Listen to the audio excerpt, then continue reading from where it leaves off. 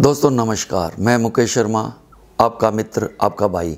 आज आपको मैं कर्मचारियों को जो प्रमोशन के समय वो अप्लाई करते हैं, एक होने वाले बहुत बड़े कन्फ्यूज़न के बारे में आपको बताने जा रहा हूँ। वो कन्फ्यूज़न क्या है? दोस्तों आपको पता ही है प्रमोशन के दो रास्ते हैं, एक सिलेक्शन, एक नॉन सिलेक्शन।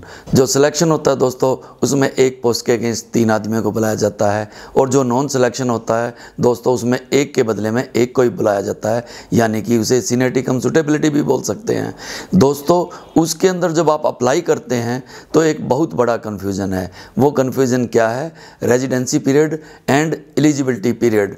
वो क्या है दोस्तों, वो मैं आपको आज बताने जा रहा हूँ। रेजिडेंसी पीरियड वो होता है दोस्तों, जैसा कि आप जानते ही हैं, किसी भी अगले ग्रेड में प्रमोशन के लिए 2 साल का सर्विस का होना निहायत ज़रूरी होता है। वो जो 2 साल होते हैं उसे हम रेजिडेंसी पीरियड बोलते हैं। दोस्तों कुछ पोस्टें ऐसी होती हैं जिसमें कि जब एक पैनल बन रहा होता है तो उसके अंदर पैनल के अंदर 2 साल से पहले के भी कर्मचारियों को लिस्ट में लिया जा सकता है और उनका पेपर भी लिया जा सकता है, परंतु उनको प्रमोशन मिलेगी जब वो 2 साल अपने कंप्लीट कर लेंगे। इसे कहते हैं रेजिडेंसी पीरियड।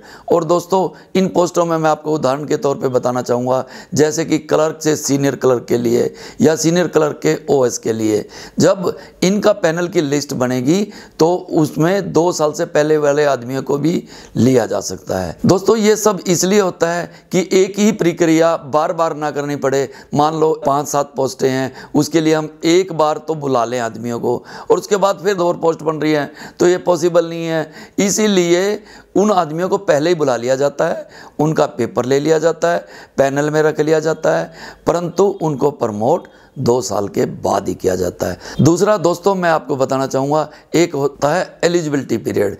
एलिजिबिलिटी पीरियड क्या होता है दोस्तों? जैसा कि आप जानते हैं कि सभी पोस्टों के लिए कितनी एलिजिबिलिटी होनी चाहिए यह रेलवे बोर्ड डिसाइड करता है।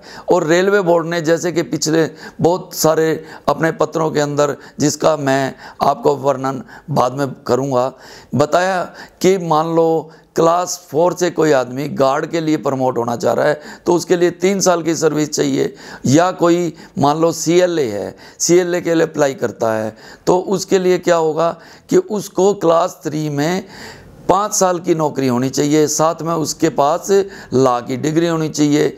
वो दोस्तों अप्लाई जब कर सकेगा जब वो डेट ऑफ नोटिफिकेशन से अपनी वो एलिजिबिलिटी पूरी करेगा। दोस्तों मेन कन्फ्यूजन यही है।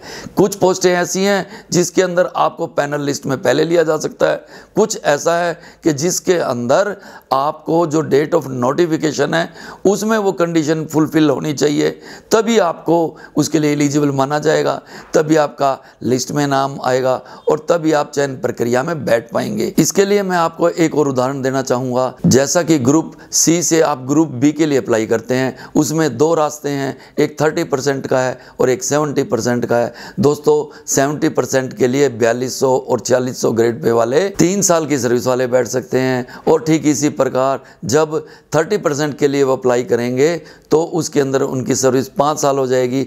परंतु जब किसी भी ग्रुप B के टेस्ट के लिए उसका नोटिफिकेशन निकलेगा, उस डेट को उसकी वो 3 साल की या 5 साल की सर्विस पूरी होनी चाहिए। इसके साथ साथ दोस्तों एक नॉन फंक्शनल ग्रेड भी होता है, जैसा कि मैं उदाहरण के तौर पे इसमें भी आपको बताना चाहूँगा कि एक पोस्ट होती है रेलवे के अंदर फार्मासिस्ट। दोस्तों ये RRB के थ्रू भर्ती होते हैं और 2800 ग्रेड पे में ये भर्ती होते हैं, परंतु जैसे ही 2 साल इनके कंप्लीट हो गए, इन्हें 4200 ग्रेड पे के अंदर ऑटोमेटिकली प्रमोट कर दिया जाएगा और उसके बाद इनको 4200 ग्रेड पे मिल जाता है। यह नॉन फंक्शनल ग्रेड बोला जाता है। दोस्तों मैं इसके विषय में आपको बताना चाहूँगा कि इसके लिए मास्टर सर्कुलर 31 है और IREM में इसको लेकर बहुत सारे पारे हैं। इसके अलावा इसके लिए NR के अंदर बहुत से PS भी निकले हुए हैं और RB भी हैं। PS नंबर 9186 जो कि 2 साल की मिनिमम सर्विस होनी चाहिए प्रमोशन के लिए, वो बताता है। इसके इसके लिए PS नंबर 150/65/2019 भी निकला हुआ है। दोस्तों RB 157/2015 भी LDC कोटे के लिए एक RB निकला हुआ है। इसके लिए दोस्तों RBE 46/2017 भी इसी से संबंधित है। RB 117/2006 में यह क्लियर किया हुआ है कि डेट ऑफ नोटिफिकेशन से ही एलिजिबिलिटी डेट मानी जाएगी। दोस्तों, मुझे आशा ही नहीं पूर्ण विश्वास है कि अब आपको रेजिडेंसी पीरियड और एलिजिबिलिटी पीरियड के बारे में अलग अलग जो आपकी गलतफहमी थी वो आपकी दूर हो गई होगी और आपको इसके विषय में पता लग गया होगा। अंत में मैं आपको फिर एक बार बताना चाहूँगा कि रेजिडेंसी पीरियड वो होता है जो कि आपकी प्रमोशन से पहले का 2 साल का पीरियड होता है और इसमें आप पैनलिस्ट में तो आ सकते हैं परंतु प्रमोट आप after the completion of 2 year service ही होंगे।